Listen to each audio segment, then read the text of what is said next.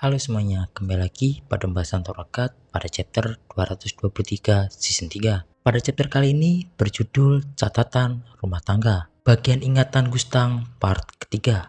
Baiklah, melanjutkan chapter kemarin, di mana Tromere kembali ke wujud aslinya yang berambut panjang dan mengsummon sebuah monster iblis berkepala 3 yang memakai sebuah tongkat, yang Tromere klaim sebagai perwujudan dari sebuah kejahatan. Gustang yang melihat perwujudan dari monster iblis tersebut, sisi dari tubuhnya memiliki beberapa perwujudan manusia.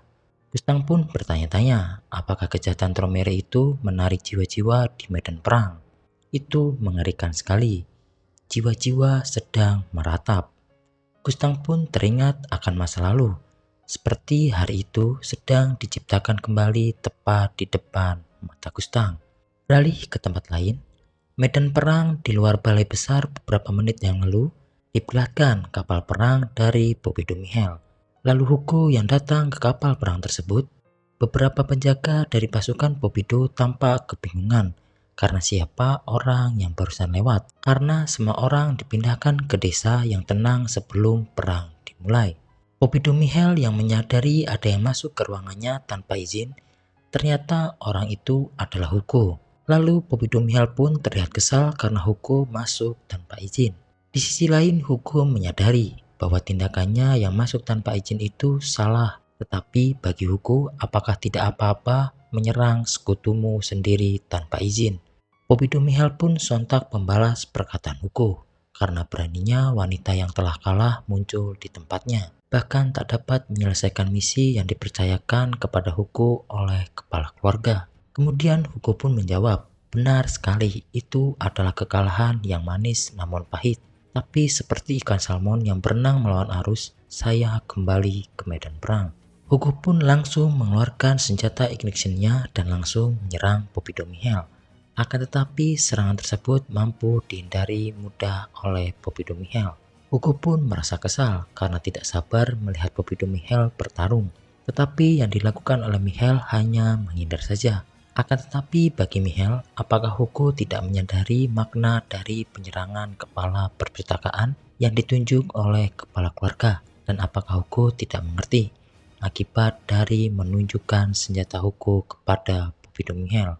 Kemudian Hugo pun mengetahui hal itu. Jika dilakukan hal itu sama saja menentang keinginan kepala keluarga.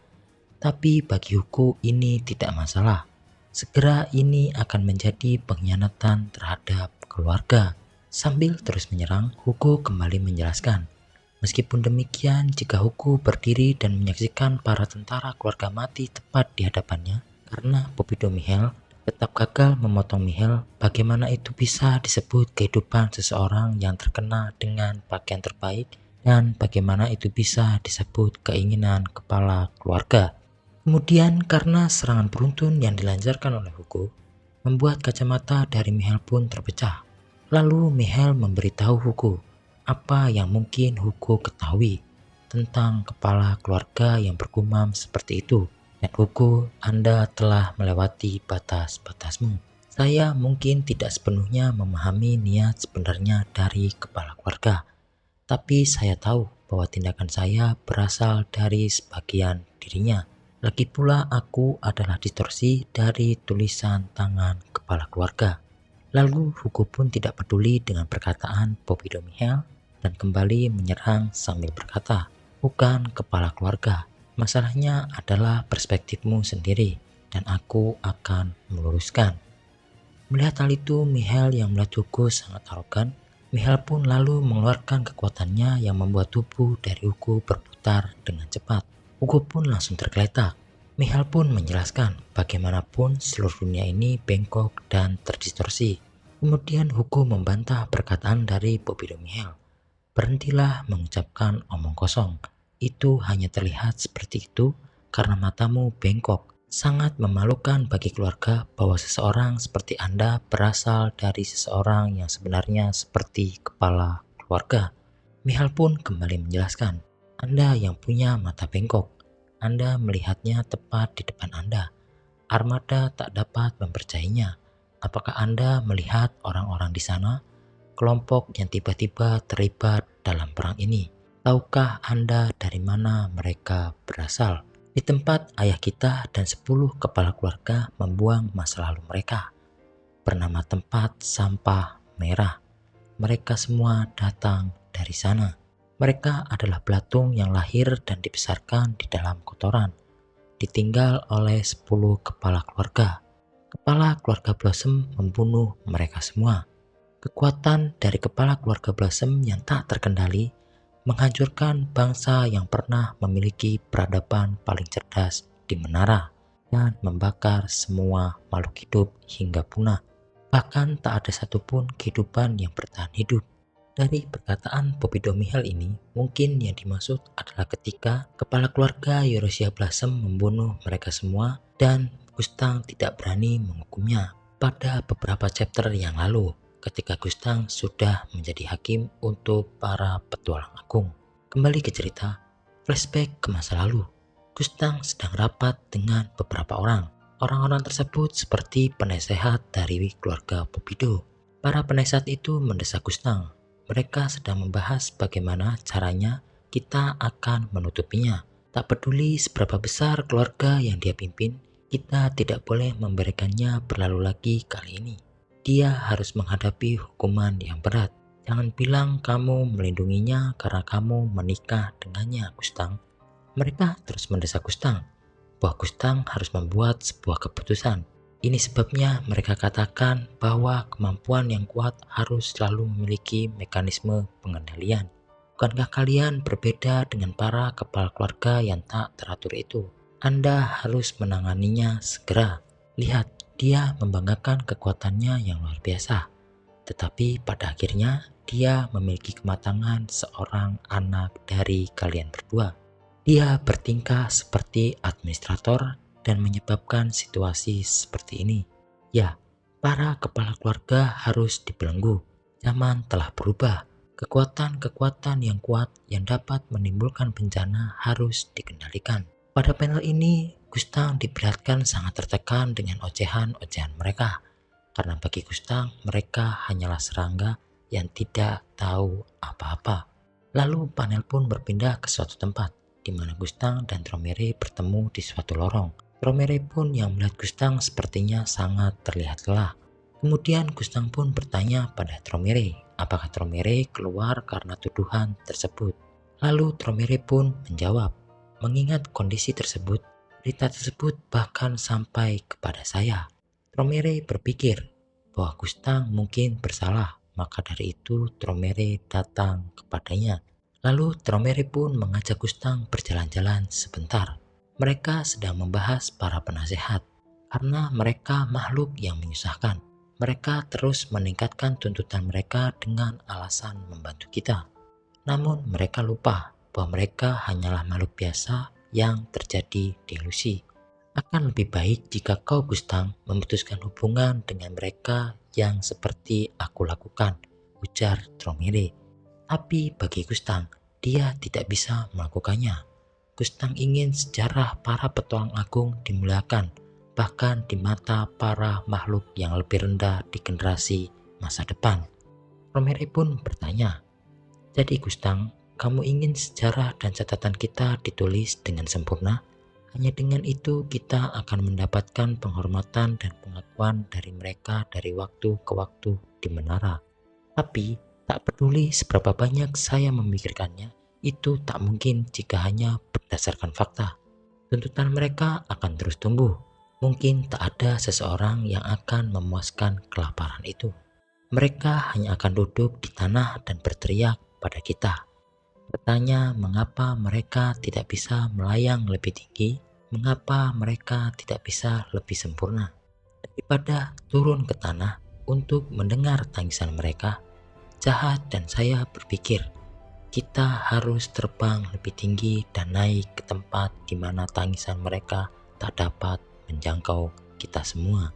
Bangkit lebih tinggi dan menjauhkan diri dari mereka adalah satu-satunya jawaban, Gustang. Tapi kau berencana untuk menghukum si Jalang Blossom itu, bukan? Saya tak bisa mengabaikan tangisan dari bayangan. Anda tak bisa melanggar prinsip yang telah Anda tetapkan. Mungkin itu membuat Anda merasa dendam dan menyesal atas situasi tersebut. Dirimu yang sebenarnya di dalam dirimu mungkin sedang berteriak untuk membuangnya. Semua belingan dan berisi palsu itu untuk membantunya. Menghukum bungamu yang berharga karena kata-kata makhluk yang tak dapat mengerti kita adalah tak masuk akal, bukan? Harusnya saya sarankan sebuah solusi, Gustang, untuk membawa orang mati dan kembalikan kesalahan Plasem, agar Anda dapat menjaga prinsip Anda dan kesempurnaan kami. Aku akan membantumu, Gustang. Lalu narator berkata, solusi yang diusulkan Tromere menurut para dukun, jiwa dan tubuh orang mati kemungkinan telah bergabung dengan binatang ilahi, dan bahkan binatang ilahi yang tak peduli juga mungkin tidak akan mencernai mereka secara penuh, terutama jika mereka adalah manusia. Dengan kata lain, jiwa dan bentuk fisik mereka yang tergabung ke dalam binatang ilahi belum terpecahkan sepenuhnya. Tromere percaya bahwa dengan menggunakan kekuatan ilahinya sendiri, dia dapat mengumpulkan jiwa dan tubuh mereka, lalu menghidupkan mereka sebagai makhluk abadi. Mereka hanya bisa hidup dalam kekuatan ilahi. Namun ada kemungkinan bahwa mereka dibangkitkan sebagai makhluk transender baru yang diberkati dengan keabadian oleh 10 rumah yang bagus. Jika mereka melihat orang-orang telah dibangkitkan sebagai para pejuang abadi, bahkan mereka yang sedang protes sekarang tidak akan dapat menentang masalah ini. Faktanya yang benar-benar mereka inginkan bukanlah berduka atas kematian mereka, tetapi kecurigaan dan pengendalian atas kekuatan kita. Saya akan menolaknya sebagai omong kosong. Tapi pada saat itu, saya dihancurkan oleh rasa bersalah dan ingin membawa cahaya baginya. Eurasia Blossom telah menghabiskan waktu yang sangat lama di dunia mimpi, sehingga perkembangan emosionalnya jauh lebih lambat dibandingkan kita. Dengan penawaran itu, mereka pun ingin mencoba sesuatu. Gustang pada akhirnya melakukan perbuatan yang seharusnya tidak dia lakukan. Tromere cepat melanjutkan tugasnya. Tapi pada saat itu, apa yang kami lihat di tanah itu adalah bukan mereka yang telah hidup kembali dengan kekuatan yang luar biasa, akan tetapi ratapan putus asa dari kehidupan yang terganggu dalam istirahat terakhir mereka, penuh kemarahan dan putus asa. Saat itu Gustang menyadari ini menjadi hal yang tak dapat diubah, yaitu dosa-dosa Gustang. Manusia yang mati teriak-teriak seolah jiwa mereka telah ditukar dengan binatang dan menjadi terlibat atau terbelot secara mengerikan karena mereka tak dapat mempertahankan bentuk manusia mereka. Mereka adalah makhluk yang tidak bisa disebut prajurit yang kembali dengan kekuatan abadi. Tromere menyadari bahwa hal-hal telah berjalan salah, tapi Tromere tidak berhenti atau menyesalinya. Seolah-olah dia telah tahu bahwa ini akan terjadi. Dia hanya mengulangi kata-kata sayang sekali dan kemudian menghilang secara tiba-tiba. Bagaimana bencana ini harus direkam? Gustang menulis dan menulis lagi dan mencoba menulis sekali lagi. Meskipun Gustang tak bisa menulisnya sama sekali. Gustang pun terus menulis sampai Gustang ingin mematahkan tangannya. Dan pada akhirnya Gustang tak bisa mengatasi rasa sakit itu. Gustang lebih memilih untuk melarikan diri sekali lagi. Saat itu Gustang pikir itu adalah pertama kalinya. Tapi mungkin yang kedua, tentu saja tidak. Mungkin itu setelah tidak punya cara lain untuk melarikan diri. Jadi pada akhirnya Gustang mencari seseorang yang tahu cara mengakhiri rasa sakit ini. Panel pun berpindah ke tempat kerajaan Raja Jahat. Gustang menemui Raja Jahat. Lalu Jahat pun bingung apa yang Gustang lakukan di tempat ini, karena Gustang dulu menghindar untuk melihat wajahnya. Kemudian Gustang pun bertanya perihal permintaan yang diajukan kepada para kepala keluarga untuk menciptakan inisiator besar di mana kita bisa mengumpulkan semua benda yang tak berguna dan tak diinginkan di dalam menara ini. Lalu Raja Jahat pun menjawab, kami berbicara tentang mengumpulkan semua barang tak berguna dari menara ini ke ruang tersembunyi yang terhubung oleh celah-celah yang kami temukan di menara. mulai dari prajurit, mekanik, ahli sihir, teori prinsip, panduan jalan yang tak berguna, kunci ruang itu dengan kunci yang tak ada yang bisa memilikinya, dan menciptakan neraka putus asa di mana langit-langit hanya diterangi oleh cahaya merah mematikan dari sampah yang terbakar. Kami menyebutnya rencana itu dengan nama tempat sampah merah. Kau Gustang adalah orang yang menentangnya. Lalu Gustang pun mengakui memang Gustang pernah menentangnya, tapi sekarang tidak lagi. Gustang ingin menjadi bagian dari rencana itu juga. Tapi yang ingin Gustang buang bukan hanya manusia atau mesin, tetapi juga sejarah. Mendengar hal itu, Raja Jahat pun sedikit terkejut, karena itu pasti usulan yang sangat disambut oleh para kepala keluarga. Kemudian karena itu kami segera melanjutkan rencana tempat sampah merah. Sisa-sisa masa lalu tersebar di seluruh menara. Bagian dari entitas yang tak terhitung termasuk para tentara, mekanik, dan para ahli sihir kuno tersedot di dalam celah menara, pintu masuk ke tempat sampah merah. Banyak fakta terkait sejarah gemilang 10 kepala keluarga yang ingin Gustang ketahui terhapus juga dan ditempatkan di tempat itu. Telah mencapai tujuan yang tak dapat dicapai dengan hanya menghapus ingatan. Narator berkata, Gustang berpikir, Gustang akhirnya bisa melarikan diri tanpa mengetahui apa yang Raja Jahat sembunyikan di sana. Setelah itu, para kepala keluarga membuat kunci untuk membuka tempat sampah itu dan bahkan menyembunyikannya di lokasi yang tak ada orang yang dapat menemukan atau bahkan menyebutkannya. Jadi para kepala keluarga mengunci pintu ke masa lalu dan membuka era baru kita sendiri. Sejarah di menara dimulai lagi dan akhirnya era kuno kedua telah tiba. Bahkan dalam ingatan kita sendiri, tak ada petunjuk mengenai dosa-dosa yang telah dilakukan di masa lalu, mungkin kecuali buku Gustang sendiri. Mengapa Gustang merekamnya? Apakah itu bahkan dengan takut-takut untuk menebus dosa-dosa kita? Apakah Gustang ingin percaya sampai akhirnya bahwa Gustang berbeda dari mereka? Atau masih ada rasa kewajiban yang sebagai seorang sarjana? Apakah Gustang sudah meramal bahwa putri Gustang sendiri akan menderita siksaan abadi di tangan Raja Jahat? Mungkin Gustang adalah orang berdosa yang sama. Alasan tepatnya tidak tercatat. Itu mungkin hukuman atas kebodohan yang Gustang tinggalkan untuk Gustang sendiri. Dan hukuman itu membuat Gustang bodoh pada saat yang paling penting. Ditutup pada chapter kali ini. Saat Gustang sedang berdandan di depan sebuah kaca, Eurasia, aneh jahat yang belum disegel oleh Raja Jahat menelpon Gustang. Aneh jahat mengetahui sebuah kebenaran dan tidak bisa lagi bersama Raja Jahat. Lalu Gustang pun heran mengapa Aneh tiba-tiba menelponnya. Aneh memberitahu bahwa dia telah belajar apa yang dibuang Raja Jahat di tempat sampah merah. Kemudian Gustang pun sambil berpura-pura tidak mengetahui apa yang dibicarakan oleh putrinya. Aneh pun bertanya, benarkah Gustang tidak mengetahuinya? Lalu Gustang pun menjawab bahwa dia tidak tahu apa yang Aneh bicarakan. Lalu Aneh pun tidak percaya Gustang tidak mengetahuinya. Karena sebagai penulis cerita dan pencatat sejarah terhebat di menara, Aneh pun kembali bertanya apakah Gustang benar-benar tidak tahu apa yang Raja Jahat sembunyikan di tempat sampah merah. Benarkah ayah tidak tahu? Aneh kembali bertanya.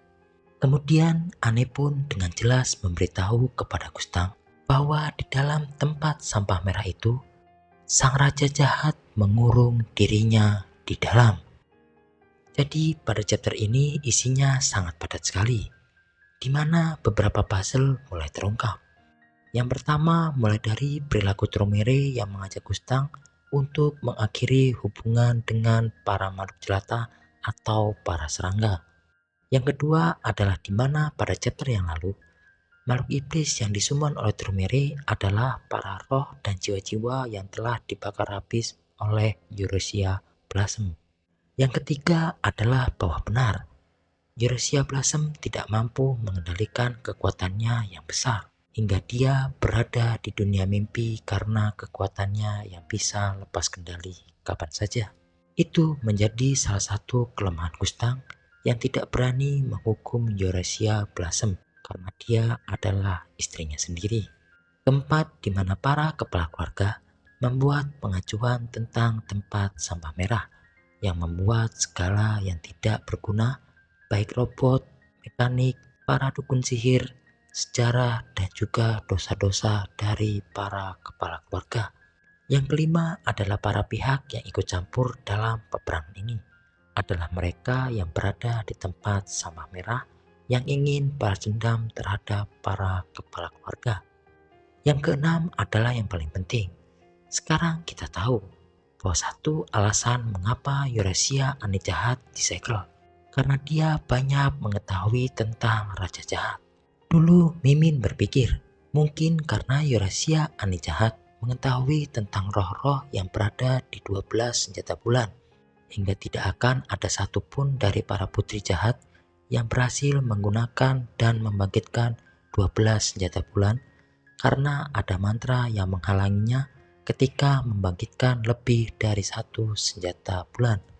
Ternyata alasan lainnya adalah karena Eurasia Ani Jahat mengetahui bahwa sang raja jahat mengurung dirinya sendiri di tempat sampah merah. Seperti yang kita ketahui bahwa kerajaan jahat diwakili oleh 3 raja yang bergantian memerintah, menggantikannya setiap 1000 tahun sekali. 3 raja memiliki otoritas tertinggi dalam semua politik di menara. Untuk mengingatkan kembali, nama mereka adalah Molikwan, Josun, dan Fluk. Di antara ketiganya, Moliklah yang saat ini berkuasa. Pada Ark di kereta neraka, tepatnya di lantai tersembunyi, di mana Bam untuk pertama kalinya bertemu Raja Jahat. Itu adalah kloningan dari Raja Jahat, karena keberadaan Raja Jahat telah terungkap pada chapter ini, yaitu yang asli mengurung diri di tempat sampah merah. Kemudian kemunculan kloningan Raja Jahat saat itu di lantai tersembunyi adalah karena dia merasa ada yang mencoba mengambil kunci untuk membuka tempat sampah merah. Sejak itulah kloningan dari Raja Jahat langsung memerintahkan 3 perintah mutlak, yaitu 1. Membunuh Fuk. Kedua adalah membunuh semua orang yang saat ini menaiki kereta neraka. Dan yang ketiga adalah membunuh semua keluarga Bubidu. Saat perintah itu diluncurkan, boleh hanya melaksanakan 1. Akan tetapi Adori Jahat sebagai top ranker nomor 7 di menara ingin melaksanakan semua perintah mutlak itu. Jadi sudah terkonfirmasi di mana keberadaan Raja Jahat sedang beristirahat atau mengurung diri. Tapi Mimin bertanya-tanya, apa yang sedang Raja Jahat lakukan di tempat itu? Apakah mengurung diri karena cintanya ditolak oleh Arya Kris dan juga melihat Arya Kris telah tiada di menara? Tapi bisa juga karena ingin menenangkan diri dan melihat siapa yang akan berkhianat kepadanya dengan cara membuka pintu tempat sampah merah. Bagaimana pendapat kalian? Tulis di kolom komentar ya. Baiklah, sekian pembahasan Torokat pada chapter kali ini. Terima kasih dan sampai bertemu di next video. Bye bye.